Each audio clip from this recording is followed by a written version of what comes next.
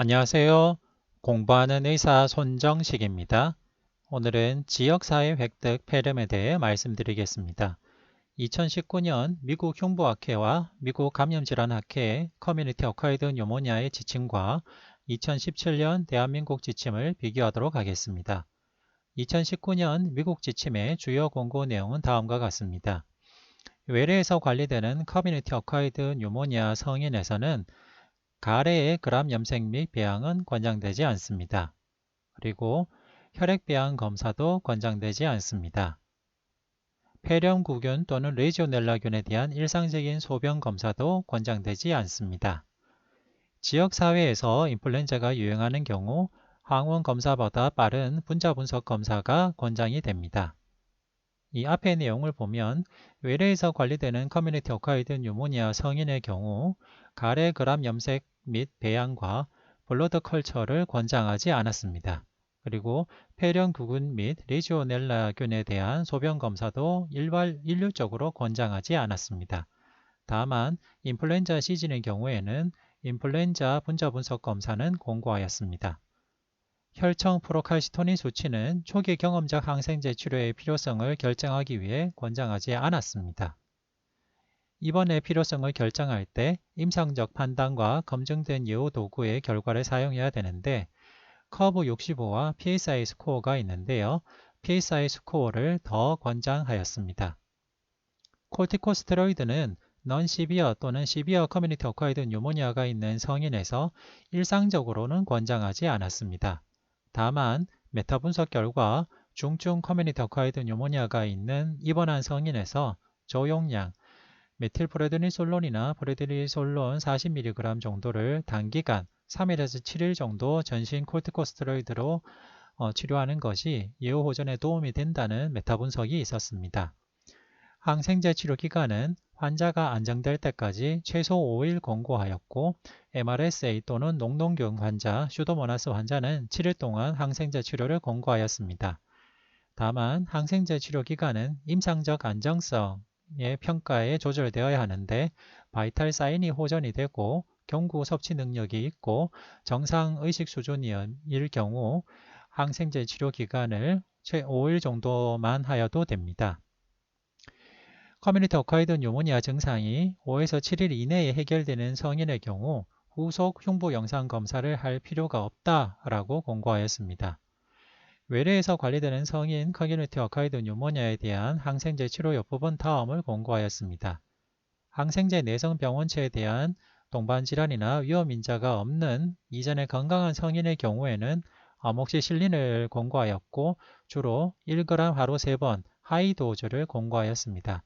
이렇게 하이도즈를 권고한 이유는 커뮤니티 어콰이드 뉴모니아에서 발견되는 스트레프토코칼 뉴모니아균은 드러그 레지스턴트 하다고 할지라도 아목시실린 1g 하루 3번 같은 고용량의 경우에는 치료가 되기 때문입니다. 그와 함께 미국 진료 지침에서는 독시사이클린이나 마크로라이드도 권고하였는데 다만 미국 지침에서 마크로라이드 치료는 지역 폐렴구근 내성이 25% 이내인 경우에 고려할 수 있다라고 하였고 다만 미국의 대부분의 지역에서 마크로라이드 내성균이 30% 이상 발견이 되고 대한민국의 경우에는 더 높습니다. 대한민국에서는 마크로라이드나 테트라사이클린 단독요법은 스트레프토코칼 뉴모니아의 높은 내성률 때문에 권장되지 않는다라고 대한민국 지침에서는 권고하였습니다. 동반질환이 있는 외래 환자의 경우 예를 들면 알코올 의존증이거나 무비증, 에이스플레니아거나 만성 심장, 폐, 간 또는 신장질환, 당뇨병 환자의 경우에는 아목시실린 플러스 클라브라네이트 또는 세포독신 같은 3세대 세파제를 사용하면서 병합치료로 아지스로마이신이나 클라리스로마이신 같은 마크로라이드 병합을 권고하였습니다. 다만 대한민국 지침에서는 스트랩토코칼 뉴모니아의 세피록신 내성률이 상당히 높아서 권고 안에서 제외하였고 이전 연구에서 균열증을 동반한 스트랩토코칼 뉴모니아 폐렴 환자에서 세피록신 사용이 사망률 증가와 연관되어 있었다는 내용도 있었습니다. 동반질환이 있는 외래 환자의 경우에는 베타락탐 플러스 마크로라이드의 병합요법과 함께 레스피라토리 플로로퀴놀론 단독 요법도 가능한데 권고하는 레스피라토리 플로로퀴놀론은 레보플록사신 750mg QD, 목시플로로사신 400mg QD, 개미플록사신 320mg QD를 권고하였습니다.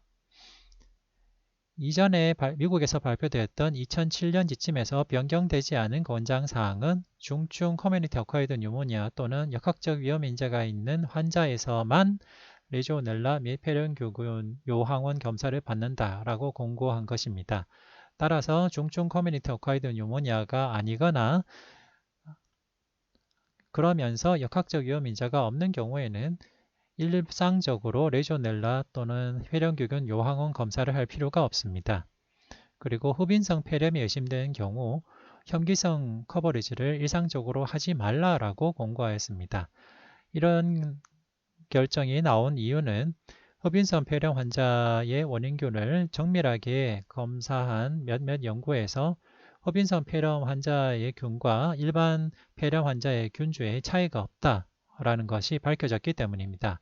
혐기성 균이 자라는 흡인성 폐렴은 일반적인 흡인성 폐렴이 아니라 앱세스 포메이션이나 랩세스 포메이션이 된 몇몇 폐렴 환자에서만 혐기성 균이 자라게 되고 이 외에 대부분의 흡인성 폐렴은 일반 폐렴과 똑같이 그람 네거티브 로드 같은 균주들이 더 우선이 됐기 때문에 흡인성 폐렴이 의심된다 하더라도 혐기성 커버리지를 일상적으로 하지 말라라고 권고하였습니다. 인플루엔자 시즌 동안 인플루엔자를 검사하고 치료하도록 권고하였습니다.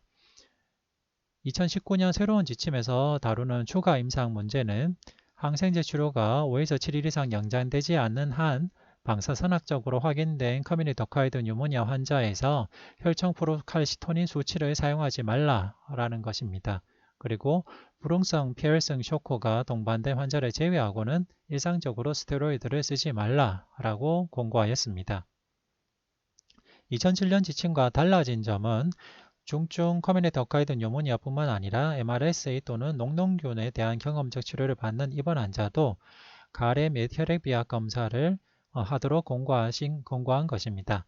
이전 지침에서는 중증 CAP, 중증 커뮤니티 어콰이드 뉴모니아 환자에서만 MRSA 또는 중증 CAP 환자에서만 가래 및 혈액 비약 검사를 하도록 권고하였는데 새로운 지침에서는 중증 커뮤니티 어콰이드 뉴모니아가 아니라 하더라도 MRSA나 슈도모나스 경험적 치료를 받을 때는 가래 및 혈액 배양 검사를 하도록 권고한 것입니다. 그리고 MRSA 또는 슈도모나스의 위험 인자로 이전 호흡기 검체에서 MRSA 또는 녹농균이 배양된 경우 그리고 최근 입원 후 항생제 주사 치료를 3달 이내 받은 경우를 명시하였습니다. 중증 커뮤니티 어콰이드 뉴모니아의 경우 베타락탐 플러스 마크로라이드 사용이 베타락탐 그리고 레스피라토리 플로로퀴놀론보다 선호된다라는 것을 명시하였습니다. 그 이유는 다음과 같습니다. 관찰 연구의 메타 분석 결과 마크로라이드를 함유하지 않은 요법과 비교했을 때 마크로라이드 함유 요법이 상당한 사망률 감소 효과가 있었습니다. 그리고 관찰 연구의 메타 분석 결과 베타락탐 플러스 마크로라이드 병합 요법이 베타락탐 플러스 플로로퀴놀론 병합 요법에 의해서 사망률이 낮았다는 연구 결과도 있었습니다. 다만 이것은 연구의 질이 전반적으로 낮아 진료 지침에서는 베타락탐 플러스 마크로라이드와 베타락탐 플러스 플로로퀴놀론 병합 요법도 둘 다 권고하였습니다. 하지만은 관찰 연구의 메타 분석 결과 베타락탐 플러스 마크로라이드 병합 요법이 조금 더 좋을 가능성이 있습니다. 그리고 유의할 점은 의료기관 관련 폐렴, 헬스케어 어소시에이티드 뉴모니아의 개념이 제거된 것이 주목할 만한 내용입니다. 의료기관 관련 폐렴, 즉 헬스케어 어소시에이티드 뉴모니아는 병원에 입원하지는 않았지만 광범위한 의료 서비스를 받고 있는 커뮤니티 어콰이드 뉴모니아의 일부 환자군을 말합니다. 예를 들면 최근 90일 이내에 2일 이상 입원했거나 만성질환을 앓는 노인들을 위한 전문 요양시설에 있거나 최근 30일 이내에 항균제나 항암제를 투여하거나 창상치료를 받은 적이 있거나 최근 30일 이내에 병원을 방문하였거나 혈액투석 중인 환자인 경우를 헬스케어 어소시에이티드 뉴모니아라고 정의하였습니다. 헬스케어 어소시에이티드 뉴모니아는 일반 지역사회 획득 폐렴에 비해서 병원 획득 폐렴 또는 인공호흡기 연관 폐렴과 유사한 약제 내성 원인균의 빈도가 있었고 임상 결과가 불량하다라는 관찰 연구들이 이전에 있었습니다. 따라서 2005년 미국 흉부학회 지침에서는 헬스케어 어소시에이티드 뉴모니아를 정의하고 헬스케어 어소시에이티드 뉴모니아의 경우 이분이 커뮤니티에서 발생한 뉴모니아라 하더라도 하스피털 어콰이드 뉴모니아에 준해서 치료하도록 권고하였습니다. 즉, 이 지침에 따르면 요양원이나 요양병원에 입원해 있는 노인들의 경우 뉴모니아가 발생하면 참제 항생제를 써야 된다는 뜻입니다. 즉, 2개의 안티슈도모날 안티커버리즈를 하고 거기에다가 방코마이신을 추가하는 3제 항생제 치료를 해야 된다라는 것을 권고하였던 것입니다. 그런데 이후에 나온 여러 후속 연구 결과 헬스케어 어소시에이티드 뉴모니아라 환자라 하더라도 다약제 내성균의 빈도가 생각보다 많이 높지 않고 환자 개별적으로 판단해야 되지 일률적으로 임상 결과가 나쁠 거라고 예측해서 이렇게 브로드 스펙트럼 안티를 3제까지 쓰는 것이 도리어 더 문제를 일으킨다라는 결과들이 있었습니다. 따라서 2019년 지침에서는 이런 의료기관 관련 폐렴, 헬스케어 어소시에이티드 뉴모니아라는 개념을 폐기했습니다.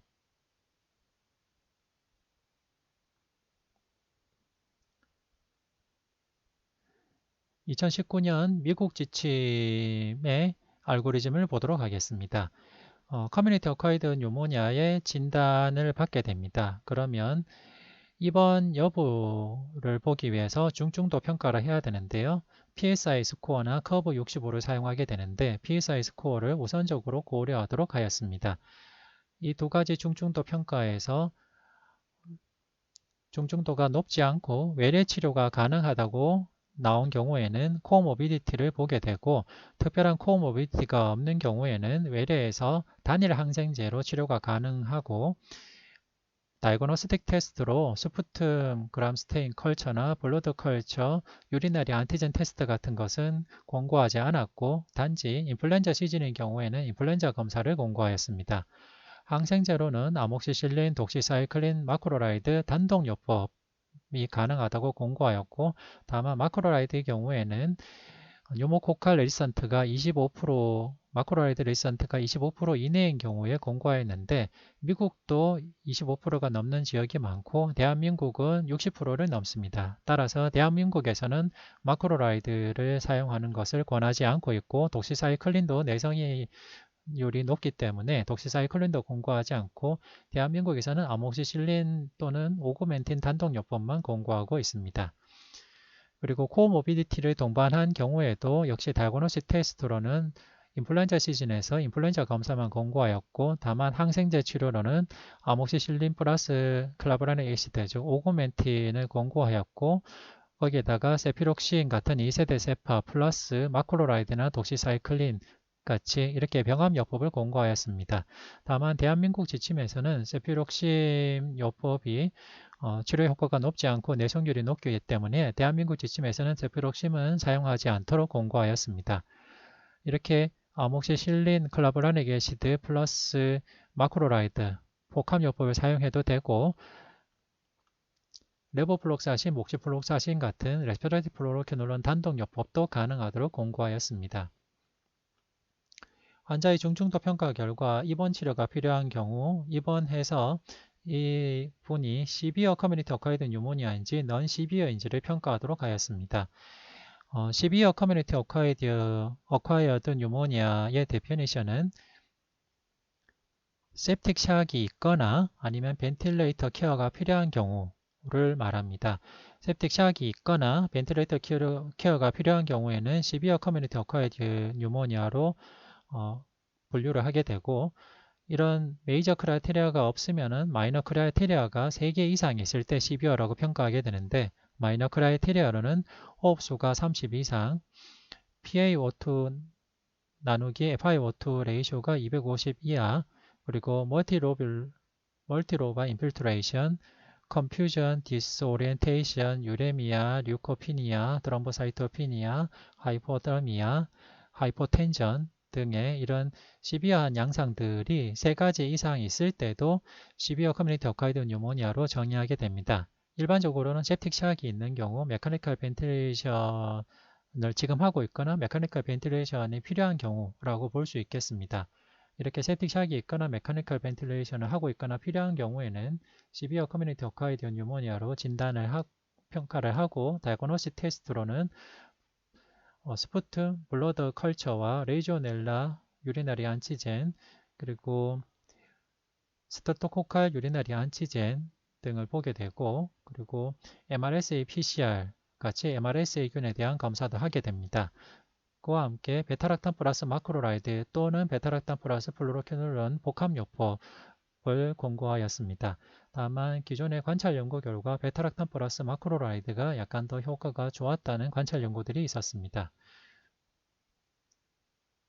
그리고 이전에 MRSA 감염이 있었거나 아니면 위험 요인, 즉 3달 내 IV 안티를 쓴 경우에는 여기에다 방코마이신을 추가하게 되겠고 이전에 슈도모나스가 자랐거나 아니면 3달 내에 IV 안티를 쓴 경우가 있을 때에도 안티슈도모날 안티를 2개 커버리지 하는 것이 권고가 됩니다.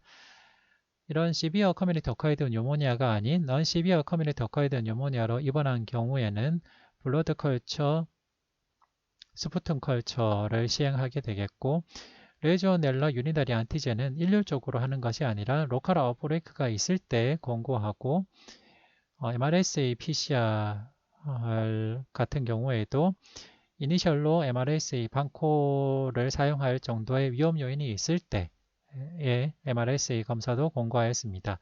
이렇게 넌 시비어 커뮤니티 어콰이드 뉴모니아의 경우에는 베타락탄 플러스 마크로라이드 또는 레스피라토리 플루로케놀론 단독요법을 할 수 있도록 권고하였는데 기존 관찰 연구 결과에서는 베타락탄 플러스 마크로라이드의 효과가 조금 더 좋았습니다.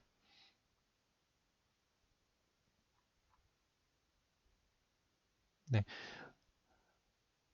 앞서 말씀드린 대로 시비어 커뮤니티 어콰이드 뉴모니아라는 카테고리가 있다는 것을 기억하시고 환자의 시비리티나 입원 여부를 평가할 때 PSI 스코어를 주로 사용한다는 것을 기억하시면 좋겠습니다. PSI 스코어 같은 경우에는 구글에 검색하셔서 캘큘레이터를 사용하시면 됩니다. 그런데 커브 65 같은 경우에는 비교적 간단하게 평가를 할 수 있는데요. 커브 65의 약자는 컨퓨전, 그리고 블러드 유레미아의 증가, 레스피라토리 레이트의 증가, 그리고 BP의 감소, 에이지 65의 각각을 1점으로 평가하는 것입니다. 커브 65 스코어의 경우에는 BUN은 혈액 검사가 필요하지만은 BUN만 제외하면 CRB 65가 되는데 CRB 65는 혈액 검사 없이도 환자의 중증도를 쉽게 평가할 수 있는 장점이 있습니다. 예를 들면 BUN 없이 CRB 65만으로 평가했을 때 CRB 65가 0점인 경우에는 사망률이 1% 미만입니다. 한데 CRB 65에서 1점일 경우에는 사망률이 5%, 2점인 경우에는 12%, 3점 또는 4점일 경우에는 31%까지 증가하게 됩니다.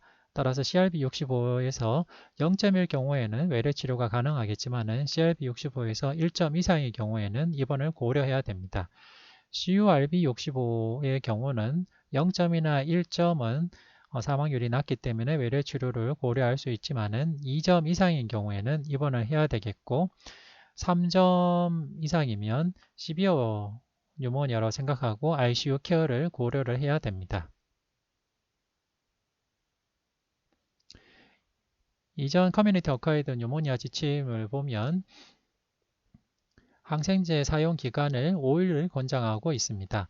사실 과거에는 관행적으로 7일이나 2주까지 더 장기간 썼었는데 여러 연구 결과 5일을 사용하나 7일이나 10일, 2주를 사용하나 별다른 치료 효과는 없이 부작용만 증가한다는 연구가 있어서 최근 지침들은 대부분 커뮤니티 어콰이드 뉴모니아의 경우에는 환자의 임상적 안정성이 있고 환자가 호전이 보일 경우 항생제 치료를 5일만 권고하고 있습니다. 그런데 올해 발표된 RCT 결과 3일 치료도 몇몇 환자의 경우에는 가능하다라고 생각할 수 있습니다. 뉴모니아 쇼트 트리트먼트 트라이얼이고요. 프랑스에서 커뮤니티 어콰이드 뉴모니아로 입원한 비ICU 환자, 즉 ICU 워드 외에 일반 제너럴 워드에 입원한 커뮤니티 어콰이드 뉴모니아 입원 환자를 대상으로 벡타락탐 3일 치료와 베타락탐 8일 치료를 비교한 다기간 이중 맹검, 무작위, 위약대조, 비혈등성 시험입니다. 연구 대상으로는 중등도의 커뮤니티 어콰이드 뉴모니아로 ICU 외에 제너럴 워드에 입원한 환자를 대상으로 했고 중간 연령 73세였습니다. 이 환자들은 기존 지침에서 공고하는 3일 동안의 IV 또는 경구 베타락탐 치료를 먼저 받았고 이 치료 후 임상적인 안정성 기준을 충족한 환자였습니다. 가이드라인에서 공고하는 IV 또는 경구 베타락탐 치료로는 오구멘틴 또는 3세대 세파인 세포트리악손인과 세포트리악손 또는 세포탁신 치료였습니다. 3일 동안의 이 치료를 통해서 임상적 안정성을 충족한 환자를 대상으로 한 연구고요.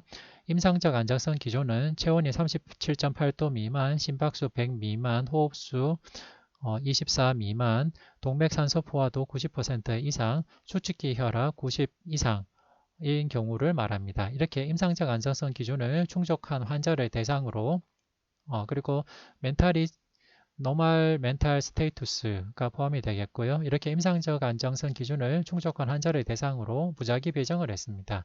한쪽 군은 위약을 주고 한쪽 군은 아목시실린 1g 플러스 클라브라이네이트 125mg TID 추가 5일을 줬습니다.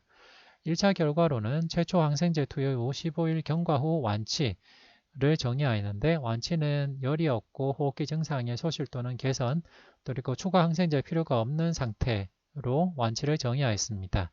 ITT 분석 결과 3일 베타락탐 사용군의 완치는 77%였고 8일 베타락타군의 완치는 68%로 차이가 없었고 도리어 3일 베타락타군이 약간 더 높은 것처럼 보였습니다.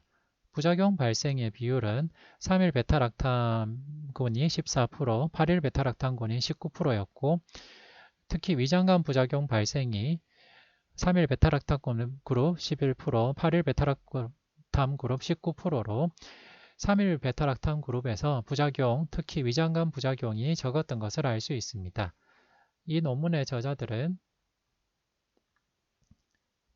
ICU 외에 제너럴 워드에 입원한 커뮤니티 어콰이드 뉴모니아가 초기 3일간의 항생제 치료 후 임상적 안정성 기준을 충족할 경우에는 추가적인 항생제 치료 없이도 환자가 안전하게 큐어가 될 수 있다라는 것을 보여주었습니다.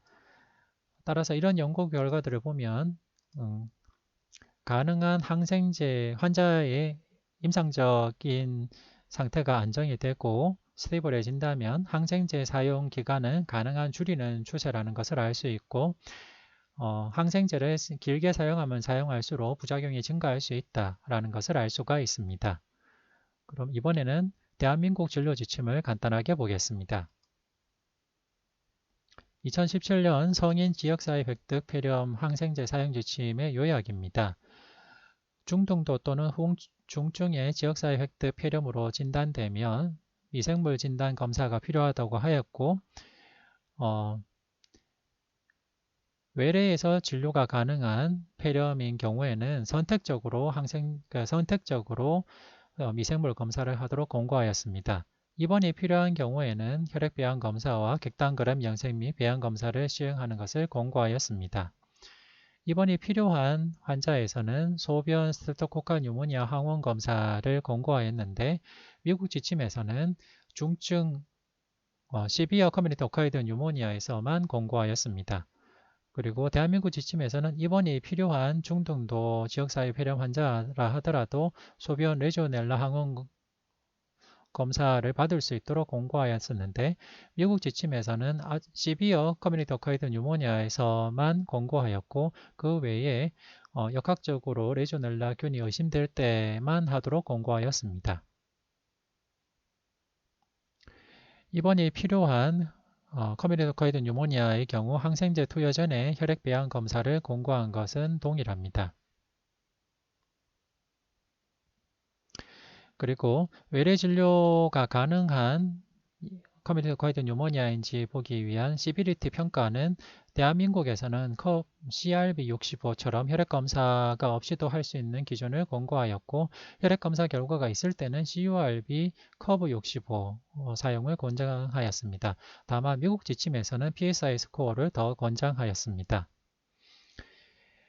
벤틸레이터 케어가 필요하거나 septic shock이 동반된 커뮤니티 어콰이드 뉴모니아의 경우에는 ICU 입원 치료를 하라고 권고하였고 CURB 65, 커브 65가 3점 이상이거나 중증 폐렴의 진단 기준을 충족하는 경우 중환자실 입실 필요성을 고려하라고 권고하였습니다. 지역사회 획득 폐렴의 외래 치료 1차 선택약으로서는 베타락탐 사용을 권장하였고 경험적 항생제로 레스피라트리 플로로킬론을 사용을 할 수는 있지만은 결핵을 배제할 수 없는 경우에는 레스피라트리 플로로킬론의 사용을 피하도록 권고하였습니다. 대한민국은 결핵이 아직 많이 발생하는 나라이고 레스피라트리 플로로퀴놀론, 특히 레보플록사신 내성 결핵균의 경우에는 아주 치료가 힘들기 때문에 결핵을 배제할 수 없는 경우에는 레스피라트리 플로로퀴놀론의 경험적 사용을 피하도록 권고하였습니다.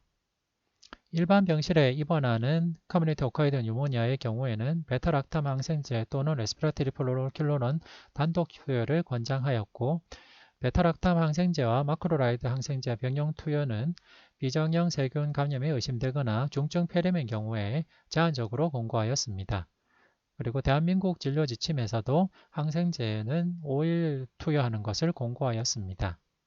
다만 임상적으로 안정이 됐을 경우에 5일 투여하는 것이고요. 주사항생제에서 경구항생제로 전환한 시점은 임상적으로 안정되고 경구치료가 가능하면 경구치료로 전환이 가능하다고 하였고 경구치료가 가능하고 기저질환에 대한 치료와 진단자 검사가 필요 없고 환자를 돌볼 수 있는 환경이 된다면 퇴원을 고려할 수 있다고 하였습니다. 저산소증이 동반된 환자에서는 산소요법으로 94에서 98% 산소 포화도를 유지한다라고 권고하였는데 이후 발표된 연구들 결과 92에서 96% 정도의 산소 포화도를 유지하는 것이 전반적으로 더 권고되는 추세입니다. 정맥혈전증 발생 위험이 높은 환자에서는 저분자 헤파린을 투여한다라고 되어 있는데 대한민국의 경우 정맥혈전증 발생 위험이 서구에 비해서 현저히 적어서 약 5분의 1 정도로 예상이 됩니다. 따라서 과거에 색전증 발생을 한 과거력이 있거나 아주 높은 고위험군이 아닌 경우에는 일반적으로는 저분자 헤파린을 투여하는 것이 드물다라고 볼 수 있습니다. 그리고 조기 활동을 권장하는 것이 중요한데요. 입원한 환자의 경우에는 가능한 조기에 앉거나 서서 걷도록 하는 것이 예후에 매우 중요합니다. 중환자실 입원 치료를 필요로 하는 환자의 경우에는 베타락탐 플러스 아지스로마이신 또는 베타락탐 플러스 플로로키놀론 병용요법을 권장하였고